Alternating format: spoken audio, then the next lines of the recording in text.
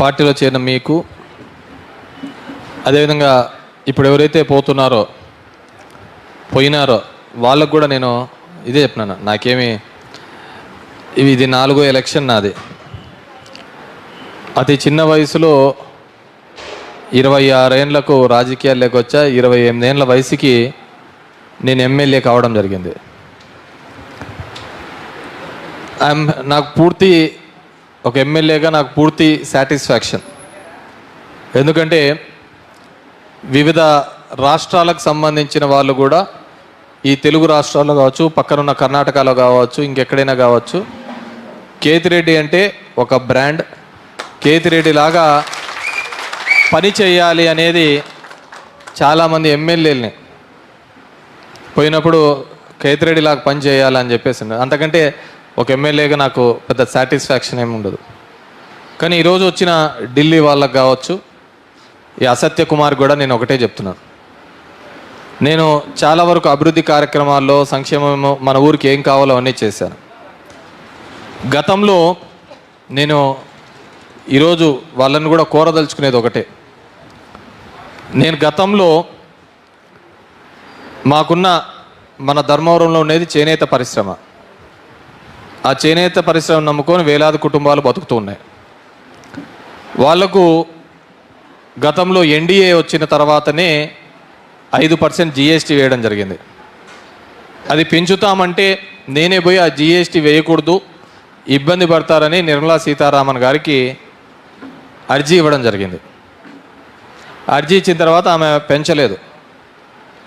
నేను ఈ అసత్య కుమార్కు, నీకు ఢిల్లీలో అంత పలుకుబడి ఉంటే, నువ్వు ఢిల్లీలో అంతగా మెరుగంగా ఉంటే, నా చేనేత కార్మికులకు వాళ్ళు బాగుండాలని అనునిత్యం కోరుకునేవాడిని, పోరాడేవాడిని, నీకు ఒక బంపర్ ఆఫర్ ఇస్తున్నా.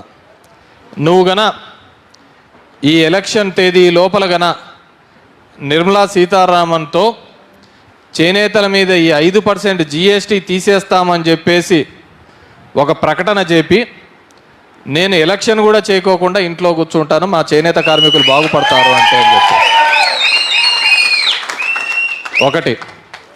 రెండవది, నువ్వు ఏ కులం అని అడ్డం పెట్టుకొని, ఏ కులం అని పెట్టి రాజకీయం చేస్తున్నావో నేను అప్పుడు ఛాలెంజ్ చేశా, ఇప్పుడు ఛాలెంజ్ చేస్తున్నా. నువ్వు గన యాదవ కులానికి సంబంధించిన వ్యక్తివి అయితే, నువ్వు యాదవ కులం సర్టిఫికేట్ ఒక 2 రోజుల లోపల తీసుకొనిరా. నువ్వు తీసుకొని వచ్చినప్పటి నుంచి కూడా నేను మళ్ళీ కూడా రాజకీయాల్లోకి మానుకొని ఇంట్లో కూర్చుంటానని చెప్పేసి ఈ సందర్భంగా చేస్తాను.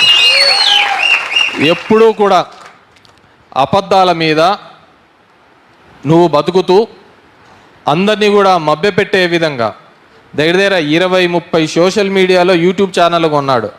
మీరు కూడా చూస్తుంటే అవే వచ్చా అంటే అంత ఆ విధంగా కొని ఏదో అయిపోతుంది. నాకు ఏది వద్దు.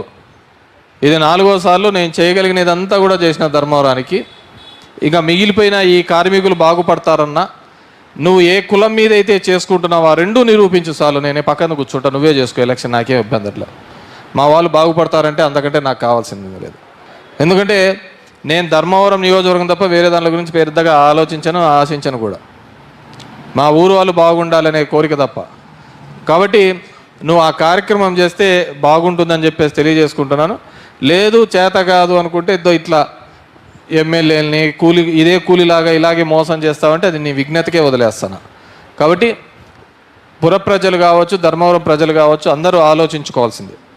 ఇతను ఎంత మోసాలు చేసుకొని, ఇతని బాధితులు నాకు ఫోన్లు చేసి చెప్తా అంటే అసలు చెవులో రక్తం కారుతుంది. ఇతని బాధితులు అంతమంది ఉన్నారు. ఇతను ఏ విధంగా మోసం చేసి ఆ స్థాయికి ఎదిగినాడు.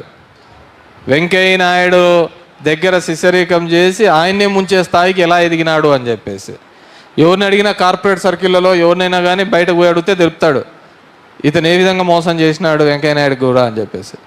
సో నేను ఆ విధంగా నాకు మా నియోజకవర్గం తప్ప వేరే మేలు కంటే వేరే లేదు. నువ్వు ఏ కులం అయితే అడ్డం పెట్టుకున్నా ఆ కులాన్ని చూపి, నువ్వు ఏ ఢిల్లీలో అయితే ఫేమస్ అంటున్నావు ఆ ఢిల్లీ నుంచి ఒక ప్రకటన చేపి చాలు, నాకు ఎటువంటి అభ్యంతరము లేదు.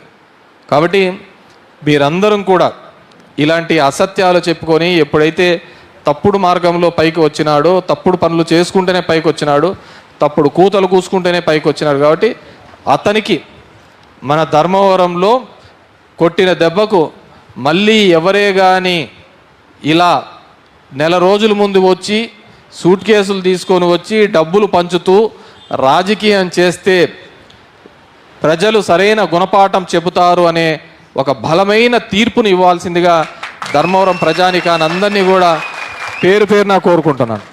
ఎందుకంటే ఇది ఒక ఆనవాయితీ అయిపోతుంది. ఎవడే కానీ ఇంక జనాల దగ్గర ఉండరు, జనం సమస్యలు పట్టించుకోరు.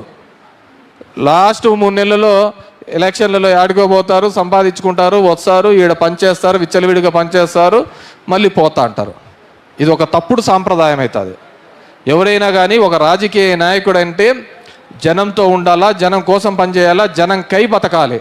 అలాంటి వాడు మాత్రమే రాజకీయాలకి రావాలి అని చెప్పి మన ధర్మవరం నుంచి ఒక బలమైన తీర్పును ఇవ్వాలి అని చెప్పేసి ధర్మవరం ప్రజానికానికి అందరికీ కూడా పేరు పేరున విజ్ఞప్తి చేస్తూ ఈరోజు పార్టీలో చేరిన మీ అందరికీ కూడా మరొక్కసారి ధన్యవాదాలు తెలియజేసుకుంటున్నాం. Thank you very much.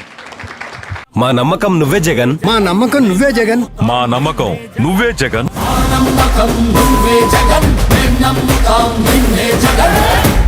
Please subscribe Dot News.